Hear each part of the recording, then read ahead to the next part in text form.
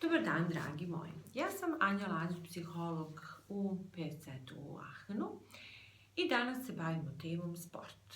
Kao što već sami znate, sport je veoma bitan, generalno fizička aktivnost je veoma bitna za očuvanje dobrog zdravlja i kvaliteta života. I to može i tekako da vam pomogne da izađete na kraj sa novonastalom situacijom. Kao što ste sigurno već čuli, teretane ponovo rade i bazeni. Naravno, treba da se pridržavate sigurnosnih mera. Ili ste sada imali mogućnost da radite sport kod kuće pomoću YouTube kanala ili nekih drugih online programa. Isprobali ste pilates, jogu, meditaciju, neku drugu vrstu sporta i želite da to i dalje praktikujete u budućnosti.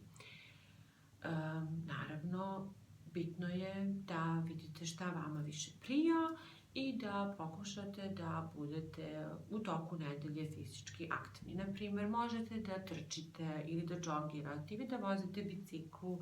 Preporučljivo je da bar u toku dana šetate minimum pola sata i to bilo bi poželjno svakog dana ako nemate vremena, na primjer, za druge sportske aktivnosti.